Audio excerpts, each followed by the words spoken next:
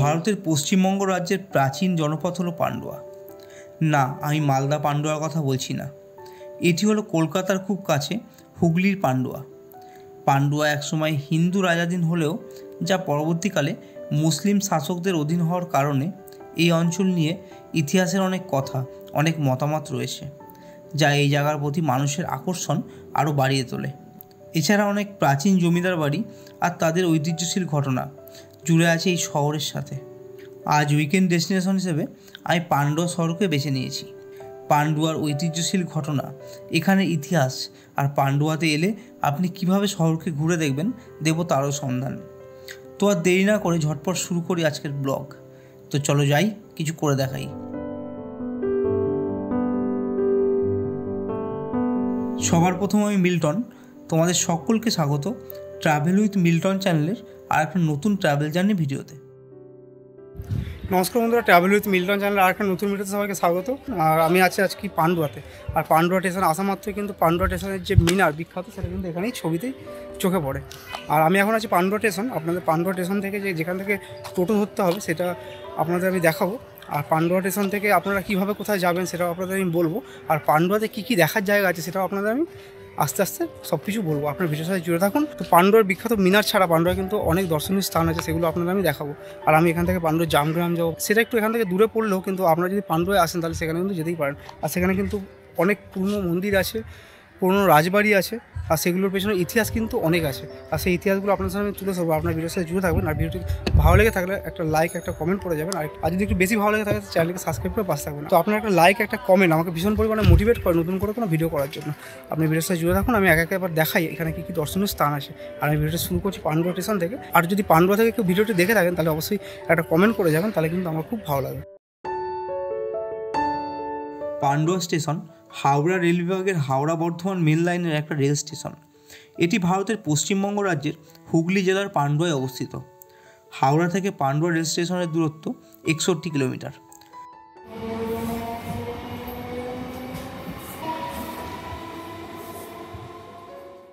স্টেশনে পৌঁছে স্টেশনের বিভিন্ন কলাকৃতির ছাপ আপনার নজর কাড়বেই। পান্ডুয়া তার ঐতিহাসিক তাৎপর্যের জন্য পরিচিত। এখানে প্রাচীন ধ্বংসাবশেষ এবং স্মৃতিস্তম্ভ রয়েছে, যা পান্ডুয়াকে ইতিহাস প্রেমীদের কাছে একটি জনপ্রিয় গন্তব্যস্থল করে তুলেছে। স্টেশনের টিকিট কাউন্টারের পাশেই অটো স্ট্যান্ড রয়েছে। এখান থেকেই সমস্ত স্পটে আপনি অনায়াসে পৌঁছে যেতে পারেন। এছাড়াও আপনি পান্ডুয়া ওভারব্রিজ থেকে উঠেও কিন্তু ওধার থেকে টোটো ধরতে পারেন, আর নাহলে সোজা রাস্তা থেকে নিচ থেকেও যাওয়া যায়। তো ওভারব্রিজ থেকে উঠলে যার থেকে যেতে হবে আপনাদের, ওধার থেকে গিয়ে নামতে হয়, ওধার থেকে নিচে নেমেই টোটো পাওয়া যায়। আর এই সাইড থেকে গেলে এখান থেকে সোজা গিয়ে এধার থেকে দেখলেই টোটো। এটাই সব ধরনের জায়গায় যাওয়ার জন্য এখান থেকে যাওয়া যায়। আর যদি ওই সাইডে যান তাহলে ওই সাইডে টোটো ওদিক থেকে পাওয়া যায়।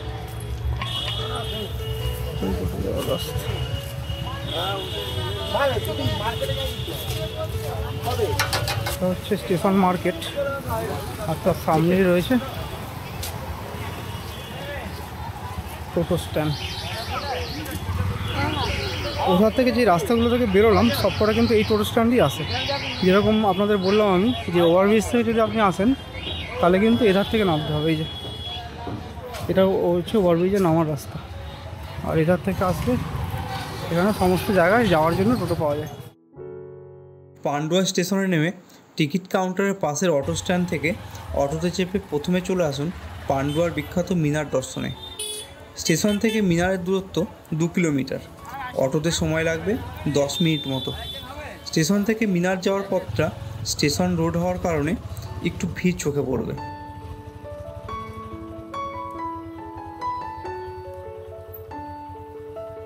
তো পান্ডুয়া ট্যুর গাইডের আমার কিন্তু প্রথম স্পটটা হলো পান্ডুয়ার এই বিখ্যাত মিনার। এই মিনার কিন্তু আপনার পান্ডুয়া স্টেশন থেকে দেখা যায়, এর উচ্চতা এতটাই।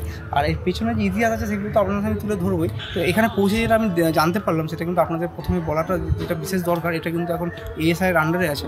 তো সেই আর্কিওলজিক্যাল সার্ভে অফ ইন্ডিয়ার আন্ডারে। তো সেটা কিন্তু এখন তাদের তত্ত্বাবধানে রয়েছে, এখন পুরোটাই পাঁচিল দিয়ে ঘেরা, আর আপনারা কিন্তু চাইলে ভেতরে ঢুকতে পারবেন না। আর ভেতরে ঢুকতে পারলেও কিন্তু আপনারা ঢোকার চেষ্টা করবেন না, সেটা কিন্তু আইনত অপরাধ। আর সেই মতো আমি কিন্তু ভেতরে ঢুকবো না, বাইরে থেকে যেটুকু দেখানোর আপনাদের সেটুকু দেখবো, বাইরে থেকে যেটুকু দেখানো আমি সেটুকু দেখছি আর আপনাদের সেটা দেখানোর চেষ্টা করছি। আর পেছনে ইতিহাসটা পুরোপুরি আপনাদের সামনে তুলে ধরার চেষ্টা করছি। তো এর পেছনে কী ইতিহাস আছে সেটা কিন্তু একে একে আপনাদের সামনে তুলে ধরবো। আর আপনারা কিন্তু ভিডিওর সাথে জুড়ে থাকবেন, ভিডিওটা স্কিপ না করে শেষ পর্যন্ত দেখবেন। আর আপনারা দেখতে পাচ্ছেন এখানে যে মিনার রয়েছে, মিনারের পাশেই কিন্তু ওখানে পুরো ধ্বংসপ্রায় অবস্থায় কিন্তু রয়েছে এখানকার যে মসজিদ। আর এর পেছনে কিন্তু অনেক মতামত জড়িয়ে আছে, আর তার ইতিহাসটা আপনাদের জানাটা দরকার। আর আপনাদের ইতিহাসটা আমি কিন্তু এবার এক এক আপনাদের বলি। আপনার ভিডিওর সাথে জুড়ে থাকুন। আর ভিডিওটা ভালো লাগলে আপনারা কিন্তু লাইক করতে, একটা কমেন্ট করতে ভুলবেন না। আর ভিডিওটা শেষ পর্যন্ত দেখবেন, আর শেষ পর্যন্ত দেখার পরে যদি আপনাদের বেশি ভালো লাগে তারা কিন্তু সাবস্ক্রাইব করে চ্যানেলটা পাশে থাকবেন। তো আপনাদের এক একে দেখা এখানে কীভাবে আপনারা জানতে পারবেন এর পেছনে ইতিহাস আছে, তো সেগুলো আপনাদের সামনে এক এক আমি তুলে ধরি এবার। ইতিহাস ঘাটলে দেখা যায় 13 শতকের শেষের দিকে বাংলায় মুসলিম রাজ্য সর্বাধিক বিস্তার লাভ করতে শুরু করে। এই সময় বাংলার চতুর্দিকে ইসলামের সামাজিক প্রতিষ্ঠার অভিযান ছড়িয়ে পড়ে।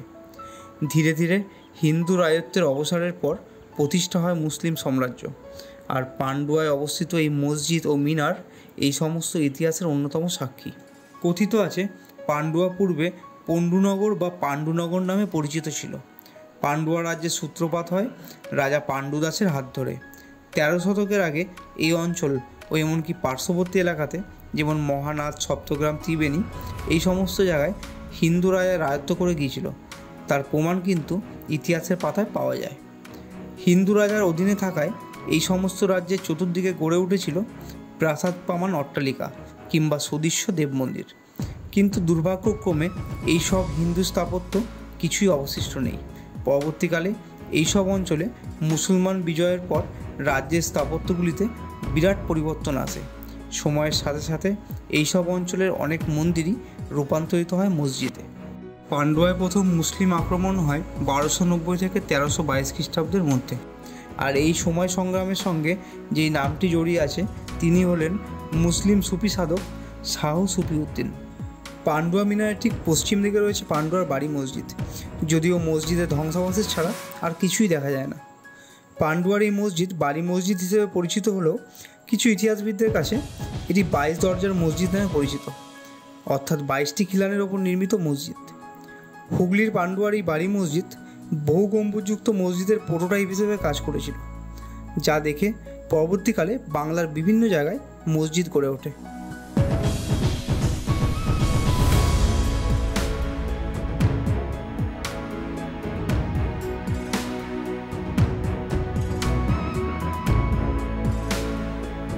তো পান্ডুয়ার এই যে মিনার, আর এই মিনারের পেছনে যে ইতিহাস রয়েছে সেটা কিন্তু বেশ জটিল আর বেশ সমালোচনার মধ্যে রয়েছে। তো কথিত আছে এটা কিন্তু পান্ডু রাজা রাজ্যের আসর ছিল, আর সেই পান্ডু রাজার নামকরণ থেকে কিন্তু এই এলাকার নাম হয়েছে পান্ডুয়া। তো পরে এটি হযরত শাহ সুফি সুলতান এই এলাকা দখল করেন, আর এই মিনারটা বিজয়ের স্মারক হিসেবে তিনি এই জায়গাটাকে প্রতিষ্ঠা করেন। তো 125 ফুট উঁচু এই মিনারটি, এটা কিন্তু 13 শতকে প্রতিষ্ঠা করা হয়। এই পান্ডুয়ার যে মিনার, এখানে কিন্তু আগে এই যে দুর্গটা দেখতে পাচ্ছেন, এই যে স্মৃতি স্মারক যেটা আছে, এখানে কিন্তু একদম উঁচুতে কিন্তু উঠতে দেওয়া হতো। আর আমি কিন্তু ছোটোবেলায় এখানে উঠেছি, আর তখন কিন্তু উঠতে দেওয়া হতো, আর সেটা বহু বছর আগে, আমার মনেও নেই সেই ঘটনা, শুধু হালকা মনে আছে যে আমি এখানে উঠেছিলাম। আমার মা বাবার সাথে এসেছিলাম এখানে, আর এখানে সে মতো মেলা বসতো, আর সেটা কিন্তু এখানে উঠতে দেওয়া হতো তখন। আর এখন সেটা তো আর সম্ভব নয়, এখন সেটা পুরোপুরিভাবে বন্ধ হয়ে গেছে, আর সেটা চাইলেও আর পাওয়া যাবে না। কিন্তু এখানে আসা মাত্রই একটা কৌতূহল মনে থাকে যে ওপরে উঠে ওই জায়গাটা থেকে কীরকম শহরটাকে দেখতে লাগে। তো তখনকার সময় যারা উঠতে পেরেছেন সেই জিনিসটা তারাই উপলব্ধি করতে পেরেছেন, কিন্তু এখন তো সেটা সম্ভব নয়। আর এখানে দেখতে পাচ্ছেন পুরোটা এরকম কাটা তার দিয়ে পুরো ঘেরা আছে, আর পুরো এলাকাটা এরকম পুরো পাঁচিল দিয়ে ঘেরা। আর আপনারা চাইলে কিন্তু বাইরে থেকে পুরোটা অ্যাবসর্ব করতে পারেন, আর এখান থেকেও সেটা কোনো রকম কোনো প্রবলেম হবে না, আপনারা দেখতে পারবেন, এখান থেকে সব কিছু দেখা যাচ্ছে। তো এবার আমি এখান থেকে বেরোবো, এখান থেকে বেরিয়ে আপনাদের আর কী এখানে দর্শনীয় স্থান আছে সেগুলো আপনাদের এবার এক এক তুলে ধরছি। আপনার ভিডিওর সাথে জুড়ে থাকুন, আর ভিডিওটি ভালো লেগে থাকলে একটা লাইক, একটা কমেন্ট, একটা শেয়ার করতে ভুলবেন না। আর একটু বেশি ভালো লেগে থাকলে চ্যানেলকে সাবস্ক্রাইব করে পাশে থাকবেন।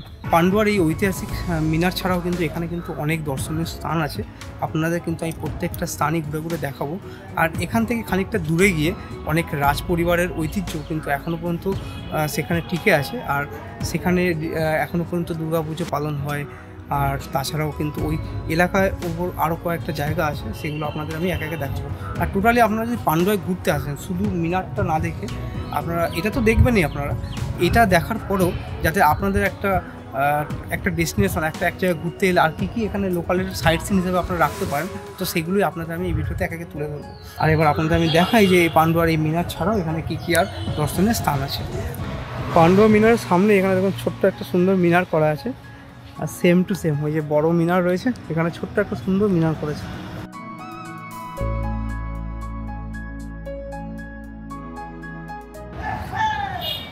এটা হচ্ছে মিনারের মেন গেট, কিন্তু দুর্ভাগ্যের বিষয় এখানে কিন্তু ঢুকতে দেওয়া হয় না।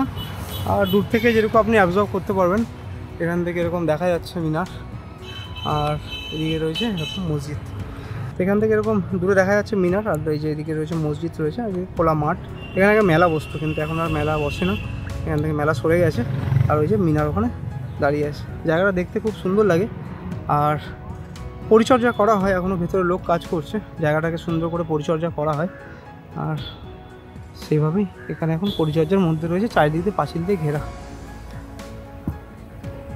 তো পান্ডুয়ার মিনারের এটা হচ্ছে মেন গেট, আর মেন গেটের ঠিক অপোজিট সাইডে রয়েছে কিন্তু হযরত শাহ সুফির মসজিদ। তো সেই মসজিদ নিয়ে কিন্তু অনেক ইতিহাস আছে। তো সেই মসজিদ আর এই মিনারের ইতিহাস কিন্তু একসাথেই কিন্তু বাঁধা। তো সেই হযরত শাহ সুফির মসজিদের মধ্যে আমি এবার এন্ট্রি করব, আর এবার আপনারা জুড়ে থাকুন ভিডিওর সাথে। আমি এবার একে একে আপনাদের সামনে পেছনে ইতিহাসটা তুলে ধরি। তো এটা হচ্ছে পান্ডুয়ার মিনার, আর এটা হচ্ছে মেন গেট, আর মেন গেটের অপোজিটে রয়েছে মসজিদ।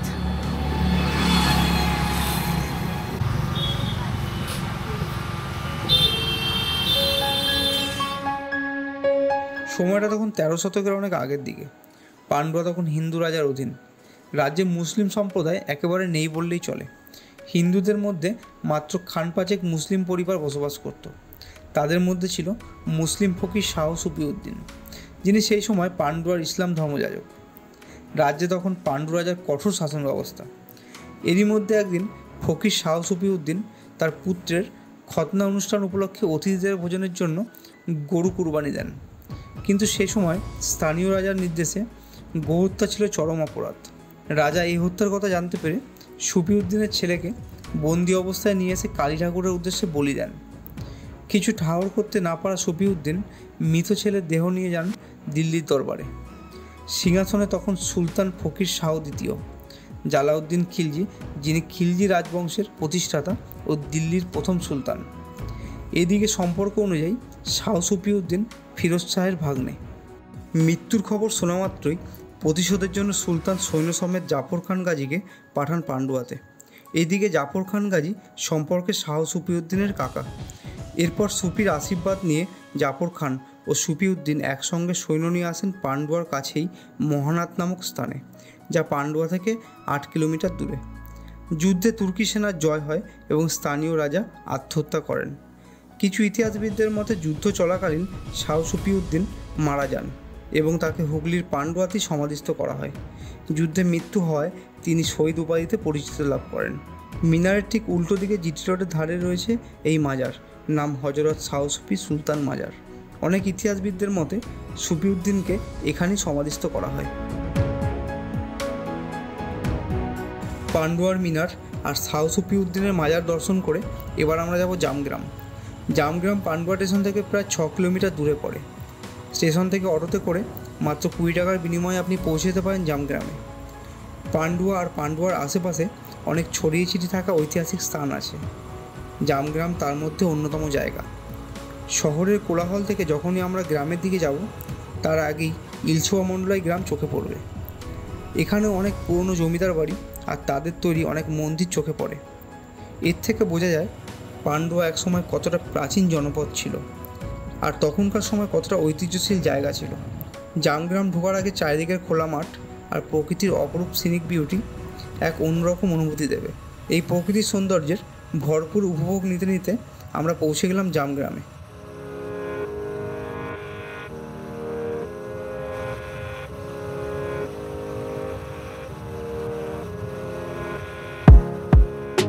আমাদের এই বঙ্গে তৎকালীন বনেদি বাড়ির যে দুর্গাপুজোগুলো প্রচলিত ছিল, সেগুলোর মধ্যে খুব সামান্য কয়েকটি আজ টিকে আছে। এর মধ্যে কিছু হলো রাজবাড়ির পুজো, কিছু জমিদার বাড়ির পুজো, কিছু সম্ভ্রান্ত ব্যবসায়ী বাড়ির পুজো। সময়ের সঙ্গে সঙ্গে রাজতন্ত্রের অবসরে বিলোপ হয়েছে জমিদারি প্রথা, ভেঙে গেছে সেসব পরিবারগুলো, পরিবারের সদস্যরা ছড়িয়ে গেছে অনেক দূরে। পূর্বের মতো সমহিমায় তাই দুর্গাপুজো আয়োজন করা বেশ দুষ্কর।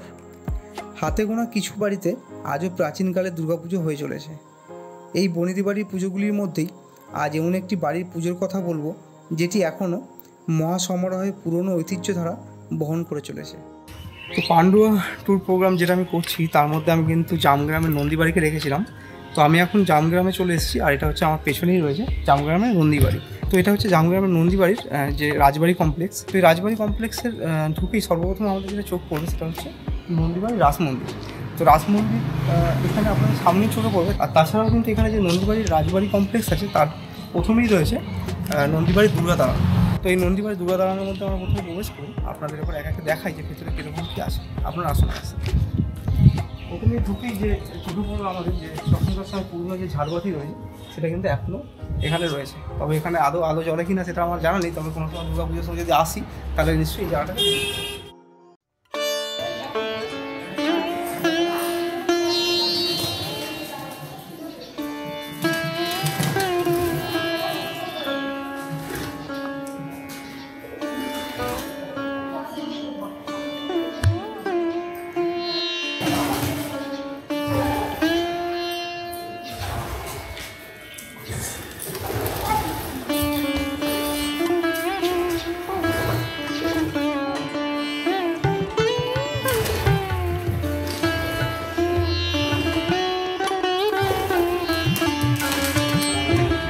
ভেতরটা এরকম সুন্দর একটা পুরনো ঐতিহ্যের ছাপ পড়েছে, যেটা পুরনো দিনের স্ট্রাকচার, আর সেটাকেই সুন্দর করে গুছিয়ে সুন্দর করে মেনটেন্স করে রাখা হয়েছে। আপনারা দেখতে পাচ্ছেন যে সুন্দর করে দেখুন কত সুন্দর করে মেনটেন্স করে রাখা হয়েছে। কিন্তু জায়গাটাই একদম রং করে যেরকমভাবে পরিচর্যা করা দরকার একটা পুরনো ঐতিহ্যশালী জায়গাকে, সেভাবেই সেটা পরিচর্যা করা হয়।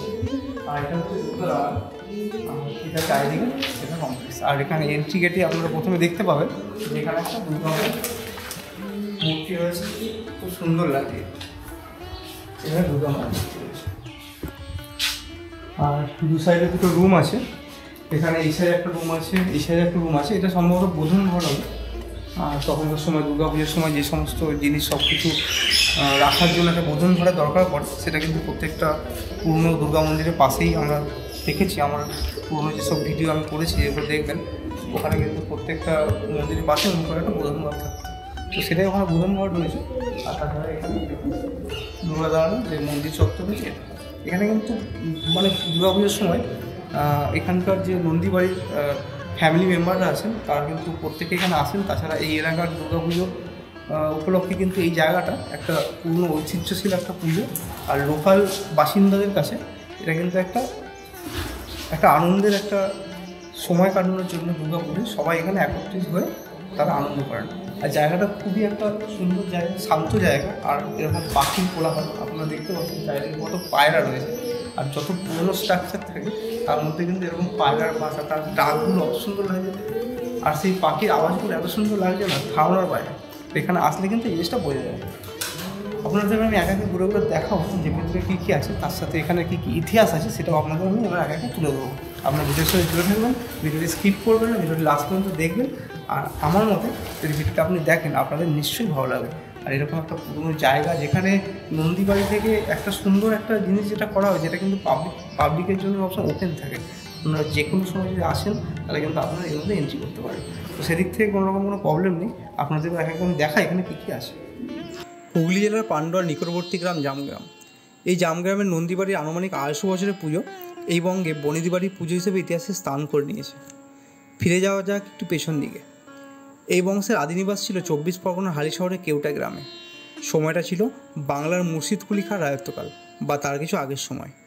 বর্গী আক্রমণের বিপর্যয় বঙ্গদেশে।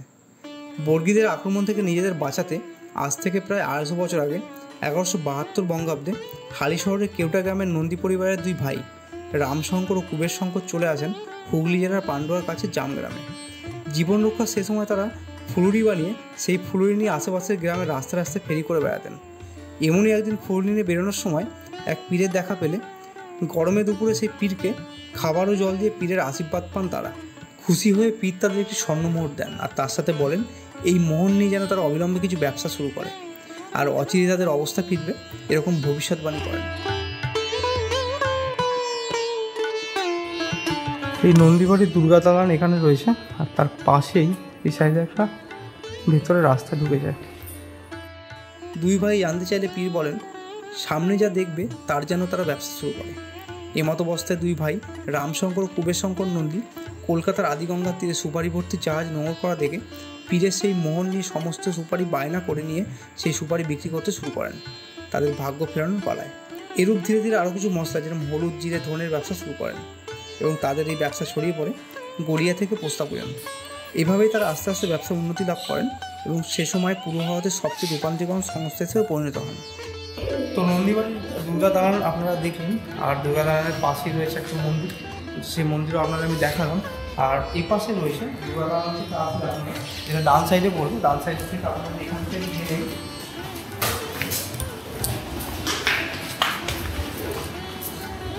এখান থেকে আসি প্রথমেই যেরকম একটা মঞ্চ মতো ঢুকে পড়বে।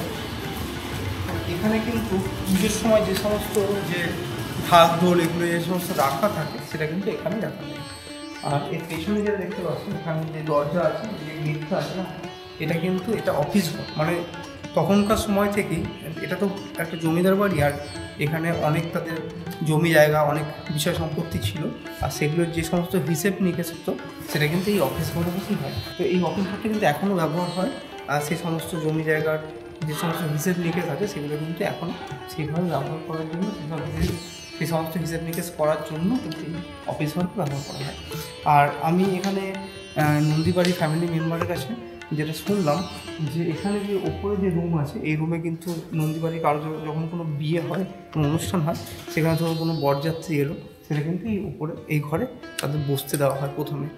আর এখান থেকে উঠেই আপনারা প্রথমে এই যে সিঁড়ি রয়েছে, এই সিঁড়ি থেকে এলে এখান থেকে আপনারা আসতে হবে।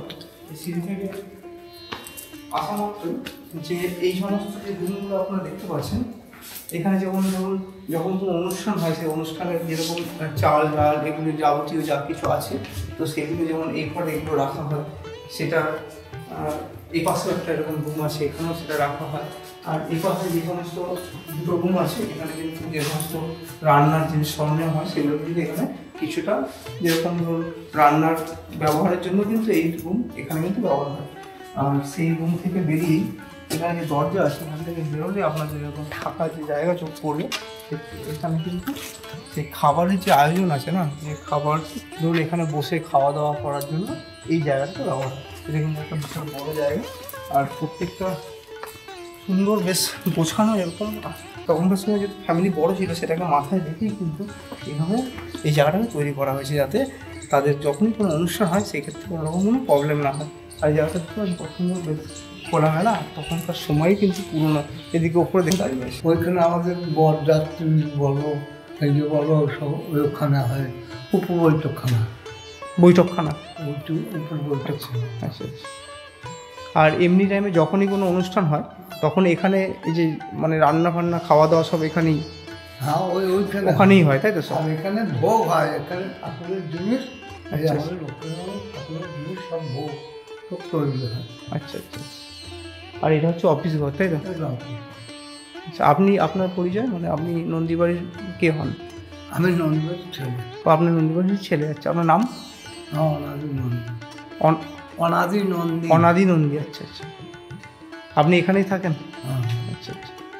আমি বাইরে বাড়ি করে খাওয়া দাওয়া করে চলে এলাম। ও আচ্ছা। আর এখানে আপনাদের সব ফ্যামিলি মেম্বাররা এখন এখানে থাকেন না? না সব বাইরে চলে যাবে, সব বাইরে চলে গেছে। আবার বাইরের লোক কিছু এখানে এসেছে। আচ্ছা। তো আপনাদের টোটাল কতজন মেম্বার? হ্যাঁ, এদিকটায় ভেতরে ওই মন্দিরে? হ্যাঁ, ওখানে ওদিকটা ভেতরে একটা মন্দির আছে, ওখানে ঘুরে এলাম। এটা ঠিক এখান থেকে যাওয়া যায়। আচ্ছা।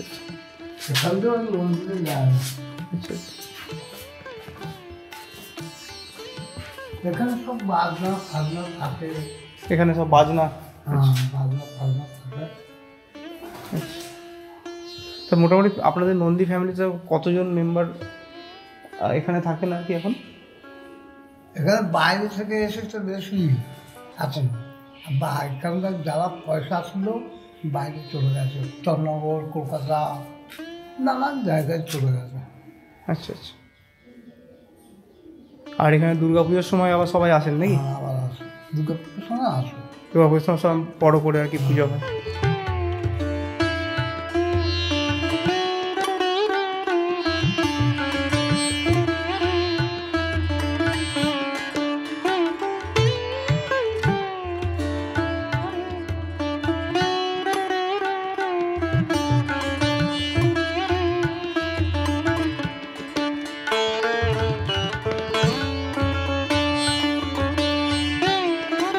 জামগ্রামের নন্দীবাড়ি হলো হুগলি জেলার জামগ্রামের একটা প্রাচীন এবং ঐতিহ্যপূর্ণ একটা বাড়ি। এই নন্দী পরিবারের আদি বাসস্থান, আর এখানকার দুর্গাপুজো অন্যান্য সামাজিক কার্যকলাপের জন্য কিন্তু এই এলাকার একটা কেন্দ্রবিন্দু।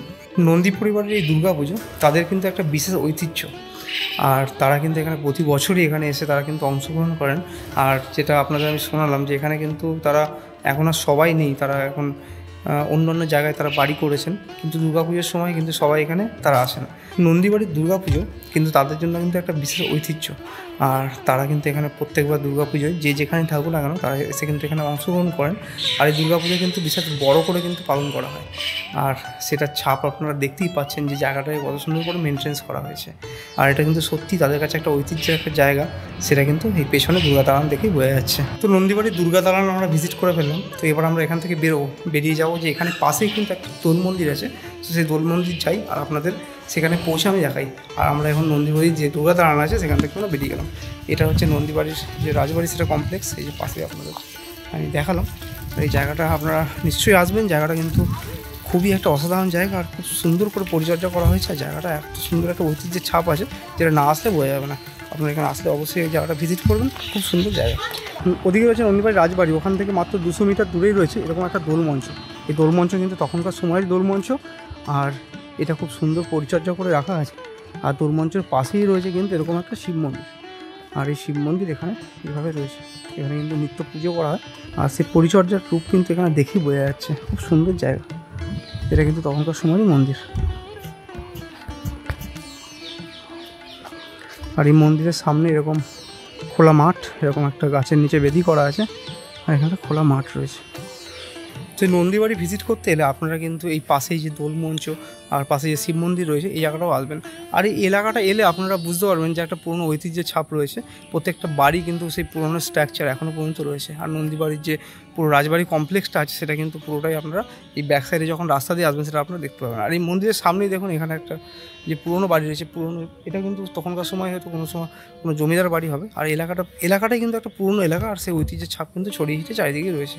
আর এখানে আর কি আছে সেটা আপনাদের আমি দেখাই, আর আপনারা ভিডিওর সাথে জুড়ে থাকুন। তো আমার পেছনে ব্যাক সাইডে রয়েছে নন্দীবাড়ির যে এলাকা, আর নন্দীবাড়ি থেকে যখন আপনারা আসবেন তখন এখান থেকে আসা মাত্রই এখানে একটা মন্দির রয়েছে, এটা হচ্ছে রাধা গোবিন্দ মন্দির। এটা হচ্ছে এর ভেতরে আমি যাবো, আপনাদের আমি দেখাচ্ছি। আর রাধা গোবিন্দ মন্দিরের অপোজিট সাইডে যে রাস্তা আছে না, এই রাস্তা পর্যন্তই কিন্তু নন্দীবাড়ির শেষ সীমানা। আর এর পাশেই যে রয়েছে বিল্ডিং, আর এগুলো কিন্তু ঘোষ পাড়ায় চলে যাচ্ছে। আর যে দোলমঞ্চ রয়েছে সেই দোলমঞ্চ কিন্তু ঘোষবাড়ির মধ্যেই পড়ে।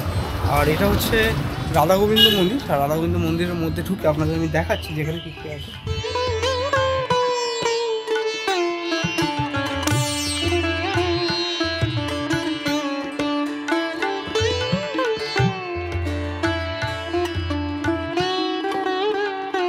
পান্ডুয়া ভ্রমণ করতে এসে আমরা কিন্তু জামগ্রামের সাইডটা আপনাদের দেখালাম। তো এবার কিন্তু আমি যাব পান্ডুয়ার যে মহানাথের দিকটায়। তো পান্ডুয়া স্টেশন থেকে ওটা অনেকটা দূরেই পড়ে, যদি সম্ভব হয় আপনারা নিশ্চয়ই যাবেন জায়গাটায়। তো মহানাথে কিন্তু 190 বছর পুরনো কিন্তু একটা কালী মন্দির রয়েছে। তো আমি সেখানে পৌঁছে আপনার সাথে আমি কথা বলছি। পান্ডুয়ার নন্দীবাড়ি ভিজিট করে এবার আমরা যাবো মহানাথ কালীবাড়ি। মহানাথ কালীবাড়ি পান্ডুয়া থেকে 8 কিলোমিটার দূরে পড়ে। আপনারা যদি পান্ডুয়া ঘুরতে আসেন তাহলে আমি হাইলি রিকমেন্ড করবো অবশ্যই মহানাথ কালীবাড়িটা দর্শন করে যাবেন।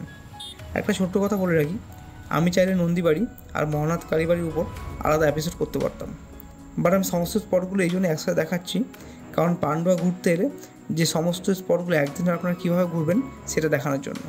জানি ভিডিওটা একটু লম্বা হবে, তবে ওই যে বললাম আমার উদ্দেশ্য একটাই আপনারা যাতে একদিনে সমস্ত স্পট একসাথে ঘুরতে পারেন সেটা দেখানোর জন্য। আর তাছাড়া পান্ডুয়ার ইতিহাস অনেক বড়, এটাকে ছোটো করে দেখানো কঠিন। তো যাই হোক, আপনারা ভিডিওর সাথে জুড়ে থাকুন। আমি শেরপাকে নিয়ে ঝটপট যাই মহানাথ কালীবাড়ির উদ্দেশ্যে, ওদিকে বেলা গড়াচ্ছে।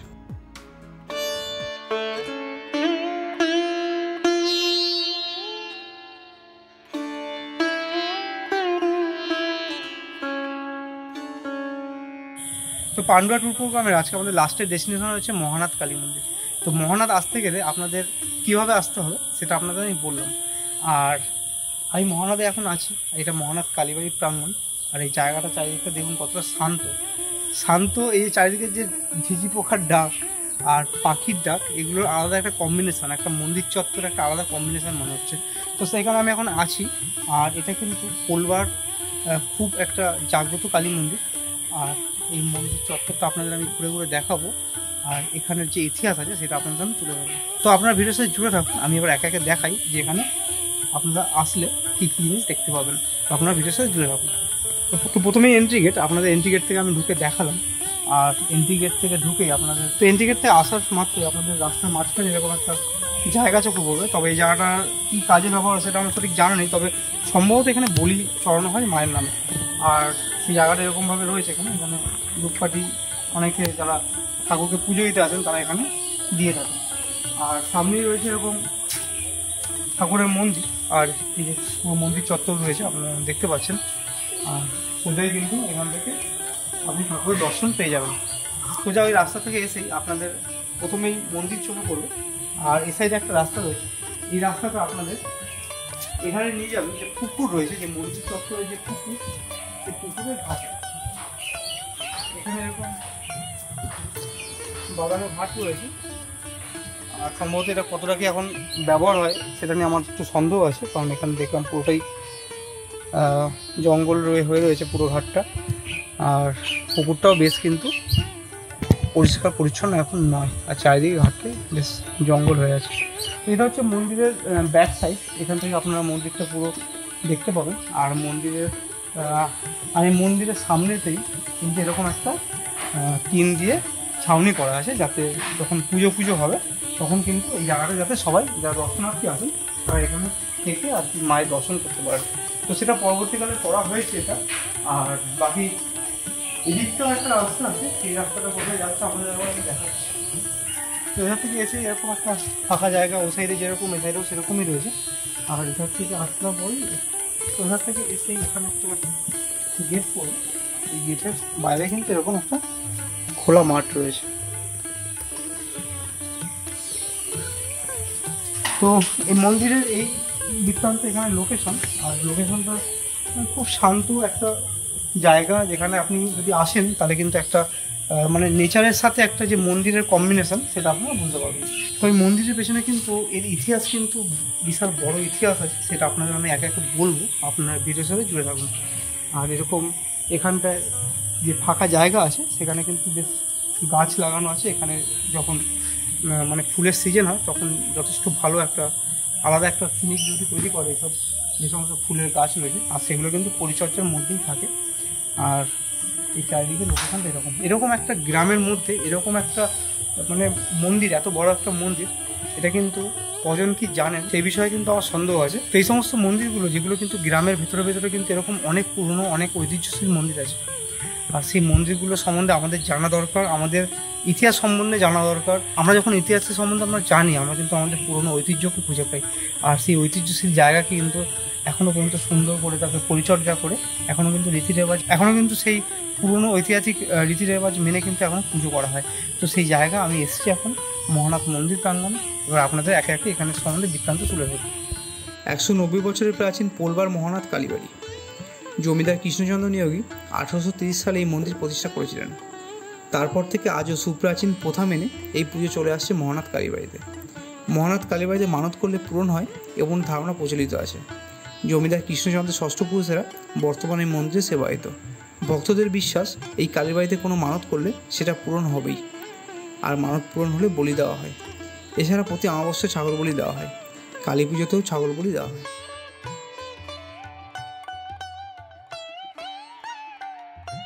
পোলবার মহানাথ কালীবাড়ি নিয়ে অনেক ইতিহাস রয়েছে। জমিদার কৃষ্ণচন্দ্র নিয়োগী 1830 সালে মন্দিরে ব্রহ্মাময়ী দক্ষিণাকালী প্রতিষ্ঠা করেছিলেন। শোনা যায় মহানাদে যে নচূড়ার মন্দির তৈরি হয়েছিল, সেই মন্দির দেখেই রানী রাসমণি দক্ষিণেশ্বরের মন্দির তৈরির কথা ভাবেন। মন্দিরের কর্মকর্তা স্বপন কুমার নিয়োগী জানান, জমিদার কৃষ্ণচন্দ্র নিয়োগী সড়কপথে চিনি ও কাঠের ব্যবসা করতেন, সেই সঙ্গে জমিদারিত্ব চালাতেন। বাড়িতে লক্ষ্মী পুজো, দুর্গা পুজো, জগদ্ধাত্রী পুজো হয়। এই 3 পুজোর 11 দিন মায়ের দর্শন পান। স্বপ্নার এসে মাকে প্রতিষ্ঠা করেন। এখানে প্রতি বছর অমাবস্যায় বলি হয়। ভক্তরা যারা মানসিক করেন তারা এখানে আসেন মানসিক পূরণ করতে। 1822 সালে মাটি খুঁড়ে মন্দিরের কাজ নির্মাণ শুরু হয়। টানা 8 বছর ধরে 84 ফুট মন্দিরের কাজ শেষ হওয়ার পর 1830 সালে রটন্দি কালী পুজোর সময় মন্দিরে দক্ষিণাকালী প্রতিষ্ঠা করা হয়।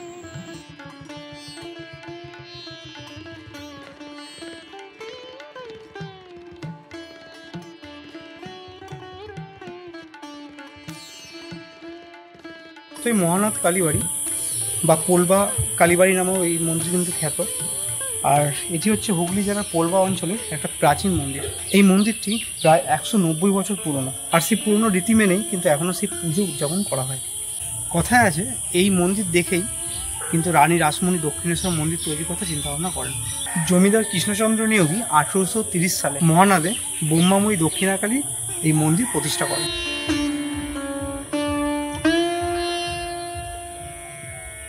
তো মহানাদের যে কালীবাড়ি ছিল সেটা তো আপনাদের আমি দেখালাম। আর মহানাদের কালীবাড়ির পাশে যে জমিদার বাড়ি, কৃষ্ণচন্দ্র নিয়োগীর যে জমিদার বাড়ি ছিল, সেটা কিন্তু এখানে এই অবস্থায় এখন পড়ে আছে। তাদের বংশধর কিছু কলকাতার দিকে যারা বাড়ি করে চলে গেছেন, আর কিছু বংশধর এখন এখানে আছেন, এখানে তারা বাড়ি করে পাশেই আছেন, কিন্তু এই বাড়িটাকে তারা কোনো মডিফিকেশন করে কিংবা নতুনত্ব করে কিছু সেটাকে রাখেননি। আর যেরকম ধ্বংসাবস্থায় পড়ে আছে, কিন্তু এরকম গাছগাছালি সব ভর্তি। তবে যেটুকু রয়েছে সেটুকু দেখে বোঝা যায় যে এখানে একটা জমিদার বাড়ি ছিল, আর তার পজিশন কী ছিল আর সেটা কীরকম কাঠামো ছিল, তো সেটাই জমিদার বাড়ি এখানে। আর সেই কৃষ্ণচন্দ্র নিয়োগী কিন্তু ওই মন্দির প্রতিষ্ঠান করেছিলেন, আর তার জমিদার বাড়িটি ঠিক এইভাবে এখানে পড়ে আছে। যেটা দেখে এটুকু বোঝা যায় যে রাজার রাজত্ব তো শেষ হয়ে গেছে, তার আস্থার যে মন্দির সেটা টিকে আছে, আর সেটাকেই সবাই টিকিয়ে রেখেছে। আর এটা দেখে কিন্তু আমাদের একটা বড় শিক্ষা নেওয়া উচিত। আমাদের কিন্তু আস্থাই কিন্তু, আমাদের ভক্তি কিন্তু শেষমেশ টিকে থাকে, বাদবাকি কিন্তু সবই সময়ের অপেক্ষায়। দেখুন এই মন্দির চত্বরটা কত সুন্দর একটা পুরনো ঐতিহ্যশীল জায়গা, আর সেটা কিন্তু আমাদের খুব বাড়ির কাছেই রয়েছে। আপনারা যদি পান্ডুয়া ভিজিট করতে আসেন তাহলে কিন্তু অবশ্যই এই জায়গাটায়, এই ডেস্টিনেশনটাকে আপনারা চুজ করতে পারেন। এটা কিন্তু স্টেশন থেকে খুব একটা বেশি দূরে নয়। আর আপনারা যদি পান্ডুয়ায় ভিজিট করবেন আর এই উইকেন্ড একটা ডেস্টিনেশন হিসেবে চুজ করবেই ভেবে থাকেন, তাহলে কিন্তু যে কটা জায়গা আমি দেখালাম, আপনারা সেই কটা জায়গা নিয়ে যদি আপনারা ভিজিট করেন, তাহলে কিন্তু আপনাদের একটা দিনের জন্য একটা উইকেন্ড ডেস্টিনেশন হিসেবে একটা পান্ডুয়ার যে সমস্ত দর্শনীয় স্থান আছে সেগুলো কিন্তু আপনারা দেখতে পেয়ে যাবেন। তো আমাদের পান্ডুয়ার সমস্ত দর্শনীয় স্থান ভিজিট করা কমপ্লিট।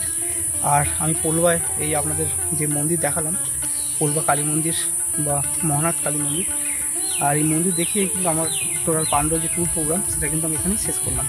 তো আপনাদের কীরকম লাগলো সেটা কিন্তু ভিডিওটি কমেন্টে জানাতে একদম ভুলবেন না। আর যদি ভালো লাগে একটা লাইক, আর যদি বেশি ভালো লাগে তাহলে চ্যানেলটিকে সাবস্ক্রাইব করে পাশে থাকবেন। আর আপনাদের একটা লাইক, একটা কমেন্ট আমাকে ভীষণ পরিমাণে মোটিভেট করে নতুন করে কোনো ভিডিও করার জন্য। তো আবার কথা হবে, আবার গল্প হবে নতুন কোনো ভিডিও, নতুন কোনো জায়গায়। আর আপাতত থেকে বিদায় নিচ্ছি। আপনারা ভালো থাকবেন, সুস্থ থাকবেন। আর আপনার প্রিয়জনের কাছে ভিডিওটা পৌঁছে দিন, তাহলে কিন্তু তারাও জানতে পারবে যেরকম একটা ঐতিহ্যশীল জায়গা আমাদের খুব বাড়ির আঙিনাতে আছে, আমাদের বাড়ির কাছেই আছে। তো আবার সকলকে ধন্যবাদ জানাচ্ছি। আর এই ভিডিওটা আমি এখানেই শেষ করছি। তো আবার কথা হবে আর গল্প হবে নতুন কোনো জায়গায়, নতুন কোনো ভিডিওতে। তো সকলকে অসংখ্য ধন্যবাদ। টাটা।